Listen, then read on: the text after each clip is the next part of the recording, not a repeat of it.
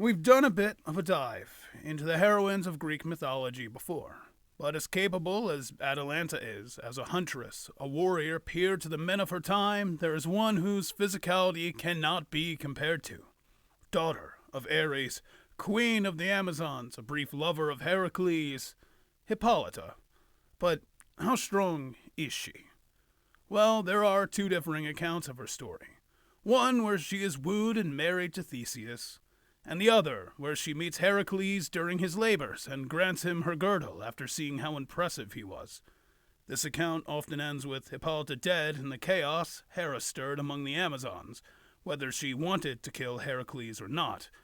So let's just give her the benefit of the doubt and scale her to both of her key stories as the same character, which, since this is mythology, is certainly possible.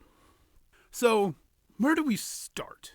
Seeing as she is a demigod of war nonetheless, we can at least get her into the wall levels of attack potency, which tends to be where Theseus' power bottoms out at, moving large boulders, holding down pine trees, defeating those who strike down humans with a single blow of their clubs.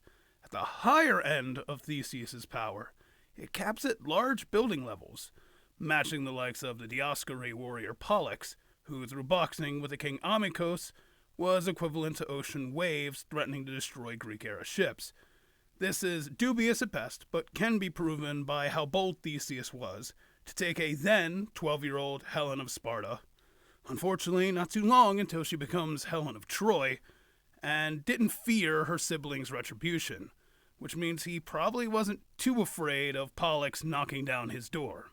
So by the Theseus meta, Hippolyta caps out at that large building level of attack potency, but is probably more consistently placed in the wall to small building level of power, considering Theseus killed her when she stormed his wedding to Phaedra, and certainly he would have been trying to save his new wife from her, so striking her down with more power than she normally would scale to, not too unlikely. Now, her Heracles scaling gets a bit higher and more concretely.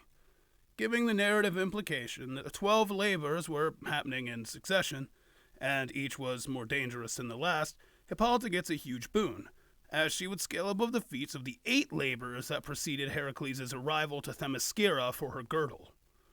That would include slaying the Nemean lion, which is in that wall level of power just from choking it out, or from knocking down the mountain to cover one entrance into its lair, and the building levels of power it would take to divert the 2 rivers used to clear Augeas' stables.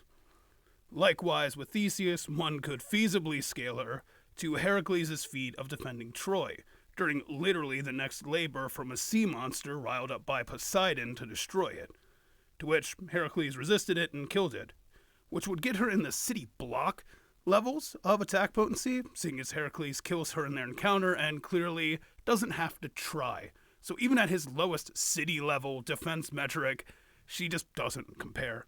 But giving her the high end of that, she would be city block level.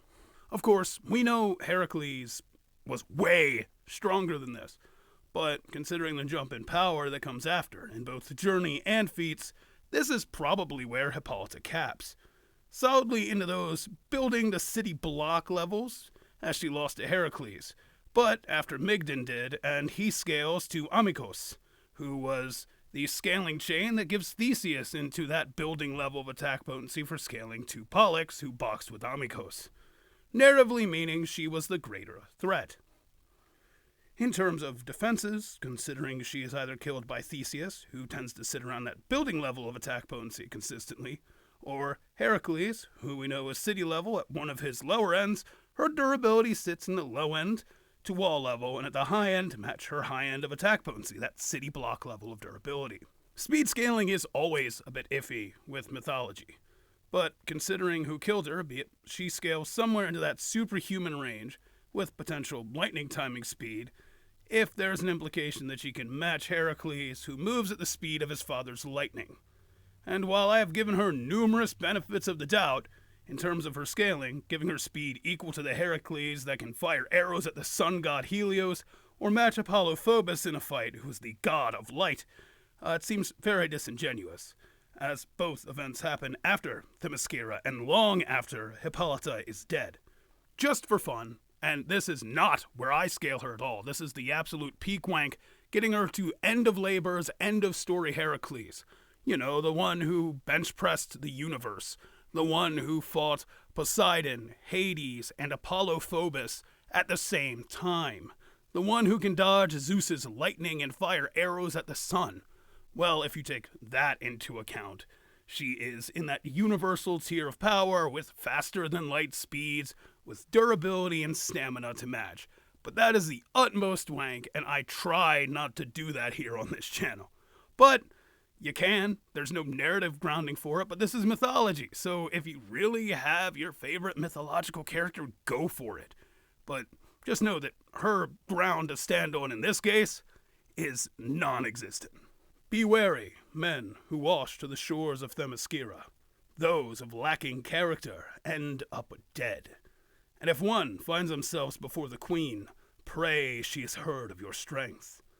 A daughter of Ares needn't be trifled with, for be it Theseus or Heracles, only the mightiest deserve her gaze.